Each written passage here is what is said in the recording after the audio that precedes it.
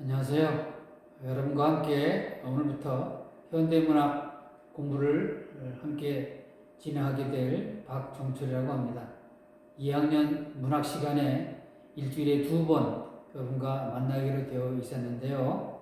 오늘부터 온라인 수업으로 진행되는 형태이기 때문에 이 컴퓨터 상에서만 만나는 그런 모습이어서 좀 낯설기도 하고 어색하기도 합니다. 그리고 여러분이 화면을 보다시피 환경도 좀 좋지 않습니다. 글씨도 좀 작게 보이고 약간 흐릿하게 보이고 하지만 현재 우리가 처해 있는 상황에서 볼 때 좀 어쩔 수 없는 상황이다 이렇게 판단하고 여러분도 널리 이해를 하면서 수업에 함께 참여했으면 좋겠습니다.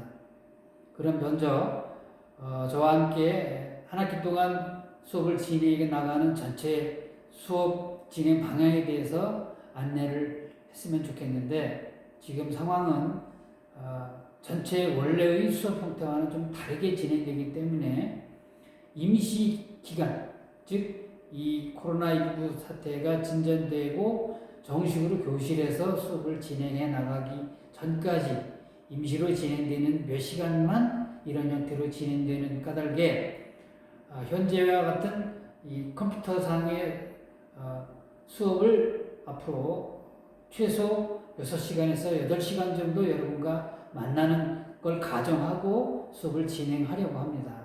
그래서 좀 여러 가지 불편한 점이 있다 하더라도 여러분들이 이러한 수업에 한 번, 두 번 참여하면서 계속 적극적인 공부 방식을 따르겠다고 마음을 먹으면 오히려 교실보다 더 효과적인 방법이 될 수도 있다 이렇게 생각을 하고 지금부터 저와 함께 문학 공부의 맛을 한번 느껴보는 시간을 가져보기 바랍니다.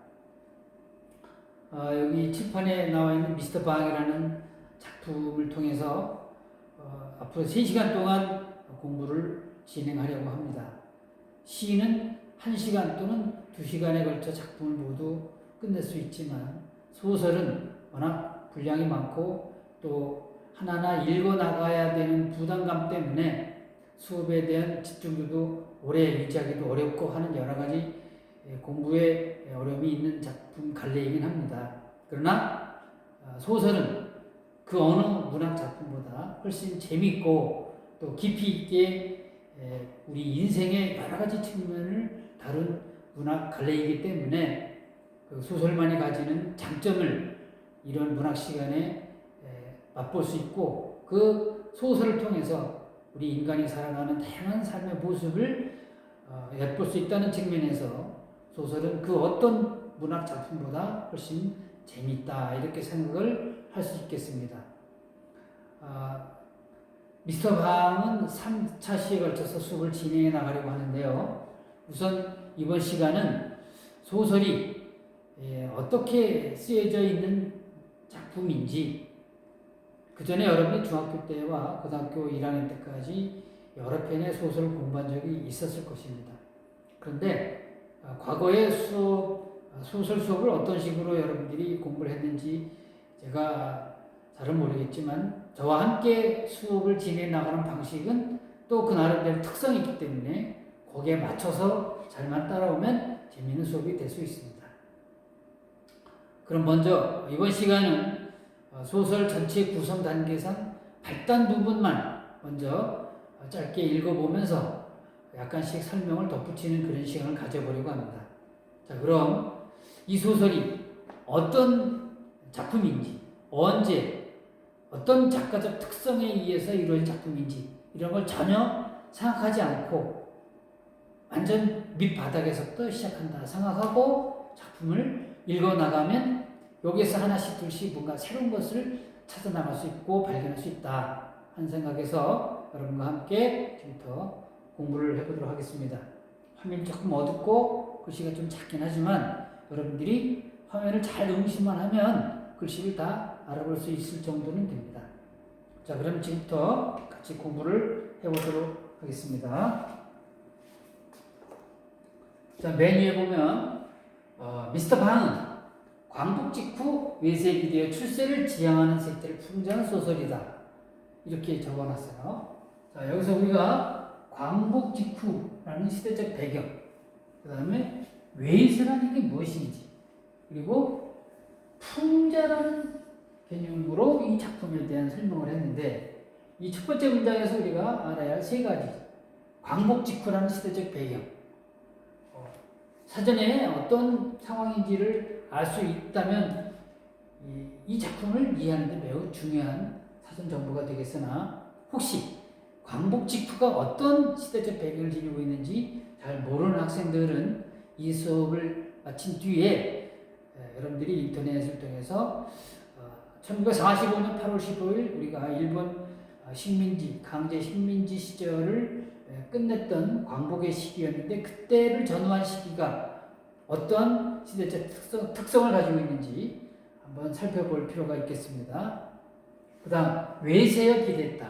외세는 해방 직후 3.8살 경계로 남한과 북한으로 이렇게 나뉘면서, 북한은 소련이, 남한에는 미군이 들어와서 군정을 실시한 그런 시대적 특성이 있는데, 그때의 그 외세, 외국의 힘, 세력을 일컫죠. 출세를 지향하는 세태. 출세를 지향한다는 말, 모든 사람이 다 출세를 싫어하는 사람은 어디 있겠어요. 하지만 출세를 지향하는 세태라는 말이 그렇게 좋은 의미로만 사용되지 않는다는 것을 이 작품을 통해서 한번 맛볼 수 있습니다.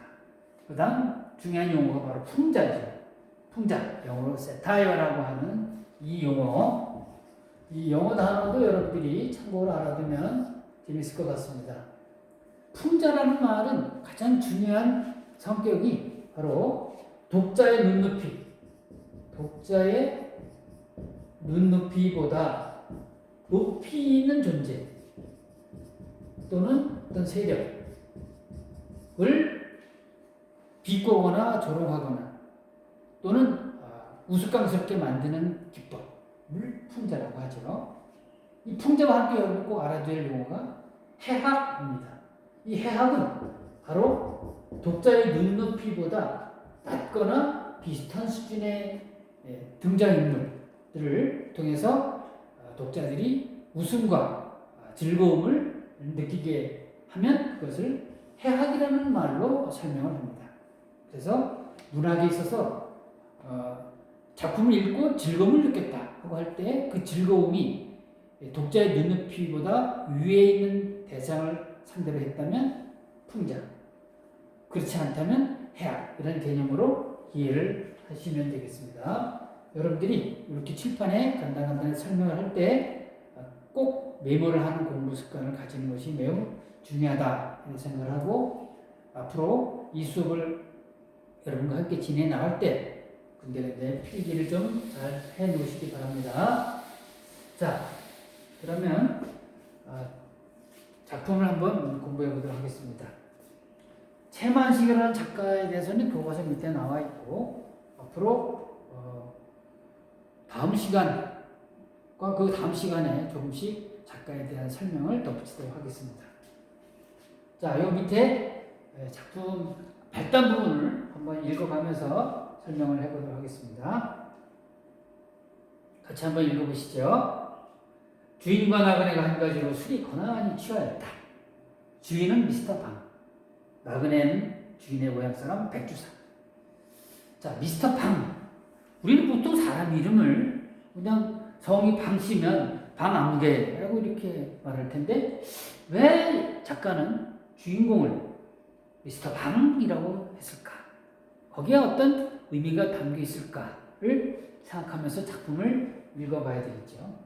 그 다음에 여기에 백주사라는 인물이 등장합니다. 이 주사라는 말은 일제강점기 때 사용하던 행정직 명칭인데, 현재도 공무원 명칭이 주사라는 말이 있어요. 우리나라 공무원 체계가 1급부터 9급까지로 이루어져 있는데, 현재 6급 공무원을 주사라고 합니다. 그런데 여기서 말하는 주사는 그런 뜻이 아니고 그냥 평범한 하위직 관리를 일컫는 말이긴 한데, 보통 일반 성인 중에서 좀 보통 수준에 도달한 사람을 높여서 부르는 말로 그냥 백주사 이렇게 이름을 붙인 것 같습니다. 물론 이 사람은 그 가계도를 보면 주사란 말이 좀 어울리는 그런 가계도가 있긴 있어요. 그 중간에 생략된 부분에 나와 있는 이 사람의 가계도를 잠깐 살펴보겠습니다. 미스터 방의 증조 할아버지가 타관, 다른 지역에서 떠들어온 명색 없는 사람이었다. 그 조부가 고을에 아전을 다녔다. 아전은 중하위직 관리를 말하죠. 그 아비가 집신장수였다. 그 다음에 먹고 자고 꿍꿍 일하고 자식 새끼 만들고 할 줄밖에 모르는 일꾼, 농부였었다. 30을 바라보도록 남의 집 머슴살이로 이 집도 살고 코핏들이 상복이었다. 물론 난 놓고 기억자도 모르는 판무식이었다. 이렇게 중간에 생략된 부분에 나옵니다. 그러니까 할아버지가 고을에 아전을 지냈다. 이래서 아마 이런 식으로 이름을 지은 것 같습니다. 주인 미스터 강은 시리코나의 감을 따라 그렇잖아도 장어 의기양양한 참인데, 자, 왜 여기에 이증은 아까 얘기했듯이 해방 직후예요. 이 작품은 1946년도에 발표된 소설입니다. 해방 직후에 발언하기 때문에 이증은 이제 해방 직후를 말하는데, 대부분 사람들이 매우 먹고 살기 어려운 그런 시대적 상황이었는데 어떻게 의기가 양양했냐, 그리고 기운이 불끈불끈 솟고 이런 표현을 썼어요. 하늘이 바로 돈짝 많은 것 같은 모양이었다, 이렇게 말했습니다. 이렇게 내용을 이해하는 데 중요할 것 같아서 여기 줄을 쳐놨는데, 자, 이 대목을 여러분 주목을 하셔야 합니다. 왜 이렇게 썼는가? 이 사람이 다른 사람에 비해서 뭔가 큰 권세나 어떤 힘을 얻어서 다른 사람들 많이 이렇게 힘들어할 때 아주 힘이 불끈불끈 솟아오르는 이런 모습으로 표현됐다는 것은 이 소설에 뭔가 좀 수상한 의도가 깔려있는 문장이 아닐까, 이런 생각을 할 수가 있다. 이걸 전제로 하고 읽어가야 합니다. 발단부분에 이렇게 표현한 것은 뒤에 반드시 이러한 문장의 근거가 되는 이야기들이 펼쳐져 있어요. 자, 밑에 보면 또 비슷한 말이 나옵니다. 어느 놈이 날 뭐라고 하며 날 괄시할 놈이 어딨어. 자, 날 괄시한다. 괄시는 무시한다는 뜻이죠. 나를 무시할 놈이 어딨어. 이 말은 과거 이 사람이 좀 괄시를 당했다, 무시를 당했다 하는 과거가 있는데 지금은 아무도 나한테 그렇지 못할 거야, 이렇게 말하는 거죠. 요 말은 이 사람의 과거 신분이 어땠는지를 미리 짐작하게 해주는 소설 기법상 암시에 해당되는 대목이다, 이렇게 볼 수 있겠어요. 자, 여기 보면 공연히 연방 그 툭 튀어나온 눈방울을 부리부리, 왼편으로 30도는 넉넉 삐뚤어진 코, 벌침벌침하게 가면서, 자, 이 문장, 밑줄 친 이 문장을 보면 이 사람의 생김새, 보잘것없는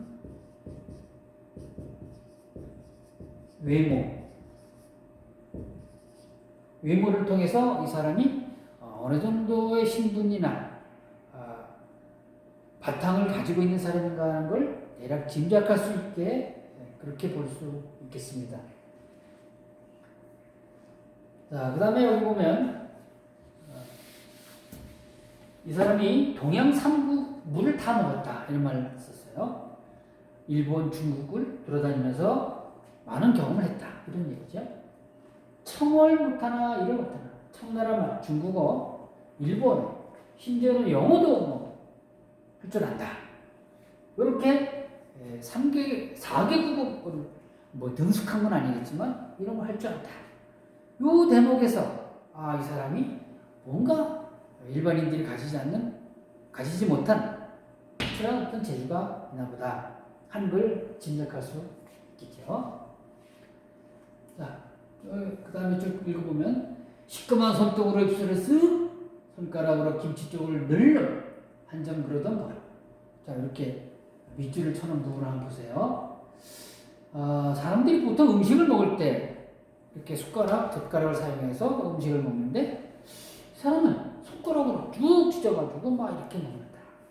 뭔가 좀 그 의향이 좀 떨어져, 좀 상스러운 그런 행동이라고 알 수 있죠.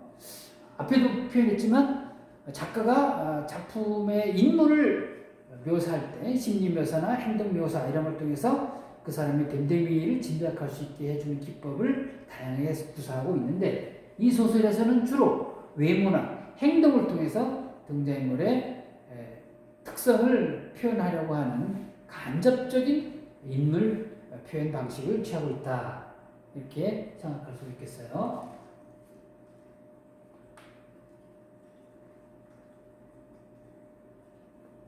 자, 그 밑에 이렇게 쭉 보면 술도 미국 사람들과 몇 명 있다.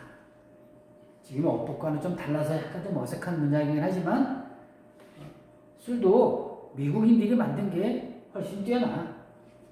조선 사람 아직도 뭐 우리나라 술은 아주 형편없다 이런 말이죠. 우리가 이런 표현을 보통 사대주의적 의식을 가지고 있다 이렇게 설명을 하죠. 물론 지금도 뭐 양주 좋아하는 사람들이 많이 있습니다. 그런데 우리나라 술도 좋은 술이 많다 이렇게 이야기를 하는데요. 어쨌든 이 당시는 시대가 우리가 일제 35년간의 긴 식민 지배 기간 동안에 산업 발전이 제대로 이루어지지 못했다는 측면에서 보면 이런 생각을 가진 사람들도 그 당시 많이 있었겠군 하고 짐작을 할 수 있겠습니다. 밑에 쥐 상우의 대추씨만한 얼굴, 쥐새끼처럼 생긴 그런 모습의 대추씨만한 아주 작은 얼굴에 항상은 노란 수염의 백두사. 아까 첫 번째 문장에 방산복과 백두사를 등장시켰는데 이 백두사의 생김새가 이렇게 보인다. 여기서도 이 작가의 인물 표현 방식이 외모를 통한 간접적 인물 묘사라고 앞에 문장에서 설명을 했는데, 여기서도 백두사가 방산복 못지않게 참 초라한 외모를 지니고 있는 인물이다 하는 것을 알 수 있습니다. 그러면서 이 백두사에게 술 한잔 따르면서 보비를 한다.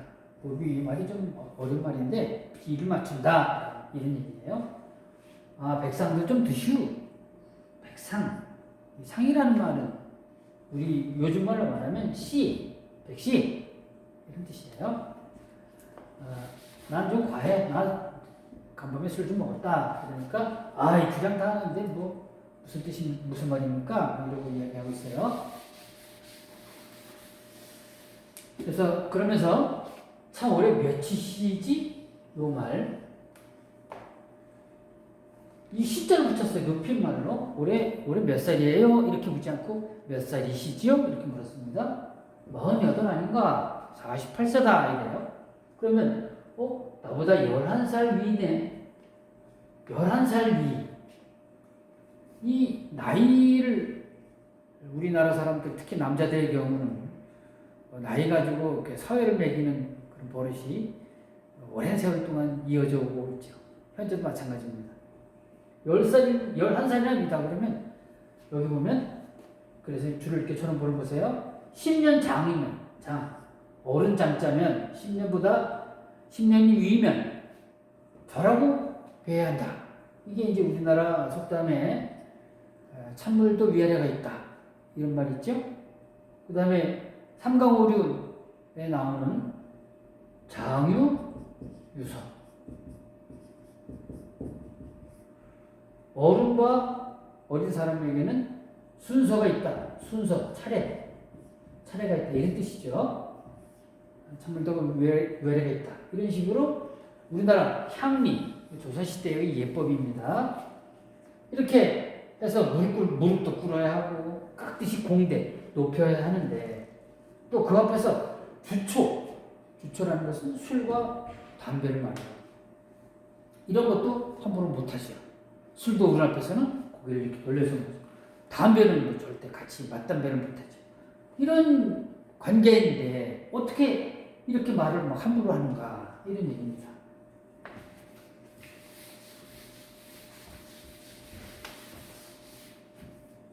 그러면서 말버릇이 고약해. 이 방산복이라는 인물이 뭔가 좀 건세를 가졌다고 나이 11살이나 위인 백주사한테 말을 함부로 합니다. 그래서 괘씸한 마음이 있어요. 또 눈벌이나 지체.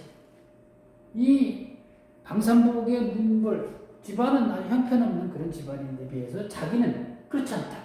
아주 수준 높은 집안이다. 이런 식으로 이야기하면서 여기 보세요. 3대조가 진사를 했다. 진사는 조선시대 지금으로 말하자면 한 7급 공무원 정도 될까요? 중간 정도 관리를 뽑는 과거 시험이었다. 거기 합격해서 진사를 했다. 이런 뜻이에요. 그리고 5대 조상이 호주 판서를 지냈답니다. 호주 판서는 지금으로 말하면 재정경제부장. 상당히 높은 직이죠. 그 다음에 7대 위의 조상이 영정을 지냈대. 그래서 명문거조, 유명한 집안의 규모가 큰 그런 가문이었다. 이렇게 설명을 하고 있습니다. 자, 다음에 그런데 시방 지금은 원수의 독립인지 막덕인지 원수 우리가 일본 강점 식민지배로부터 해방이 된 것을 원수 같다 이렇게 말하고 있어요. 그러니까 이 사람은 대부분의 우리 국민들이 일제강점기로부터 해방된 것에 대한 기쁨을 노래하고 즐거워하고 있는 상황에서 이 사람은 독립을 매우 부정적으로 보고 있다. 뭔가 시대적 관점, 사고방식이 보통 사람들과 많이 다르다. 이렇게 볼 수 있고 보통 이런 사람들을 우리가 계지적 인물, 자기 출세에만 눈이 먼 인물 이렇게 생각할 수 있겠죠. 막덕이지. 이 막덕이라는 말은 교과서에 나오는 설명을 보시면 되겠는데 공산주의자 정도로 이해하면 되겠습니다. 이 막은 칼 마르크스라는 그 공산주의 창시한 사람 이름을 한자로 이렇게 쓴 것입니다. 그렇게 되었다지만 아무튼 2달 전까지도 어느 놈 그 앞에서 기침 한번 크게 못하던 백부장. 이 백부장은 백주사의 아들인데 일제 때 다른 사람들 앞에서 기침 한번 크게 못하게 세력을 떨치던 아주 골수 침입하였다. 경찰서 경대계 주임. 우리나라 해방 직전에 이런 사람들이 해방 직후에 또다시 고위직 경찰이 된 사례들이 많이 있었어요. 이 집안도 아마 그런 집안이고 이렇게 표현을 한 것 같습니다. 구통을 하여 당장 물걸레요. 그러니까 그때 상황으로 보면 이 방산복 이 형편없는 놈을 매우 붉고 혼쭐을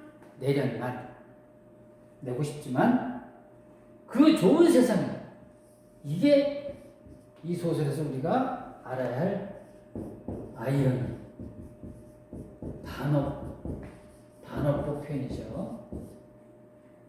왜 아이러니라고 하는가? 일제강점기를 좋은 세상이라고 생각한 사람이 얼마나 있었겠어요. 그 당시 그 시대를 좋은 세상이라고 본 사람들은 모두 친파 아니면 없었을 겁니다. 그래서 이렇게 좋은 세상이라고 말하는 것은 작가가 이 아이러니를 통해서 이 사람들이 어떤 사고방식을 지닌 인물인가 하는 것을 보여주는 표현입니다. 어디로 가고 이 지경이란 말인지 몰랐다. 하여튼 그만처나 혼란스러운 백주사에다 되면 이스타방의 근지야 요즘 모습이야 아주 보잘것이 없었다. 이렇게 쭉 설명을 해놨습니다. 자, 그럼 여기까지가 이제 우리 소설의 발단 부분이라고 볼 수 있겠는데요. 뒷부분에 나오는 줄거리는 우리 학교 홈페이지에 2학년 학습 자료에 이 미스터방에 소설 전문이 다 실려 있는데 그 중에서도 또 생략된 부분만 따로 출력할 수 있도록 별도의 파일을 만들어서 올렸습니다. 그러니까 여러분들이 이걸 꺼내서 컴퓨터 파일로 읽어보든지 아니면 출력해서 한번 읽어보시기 바랍니다. 한 A4 용지서 3쪽 분량 정도 되니까 그렇게 오랜 시간 걸리지 않을 겁니다.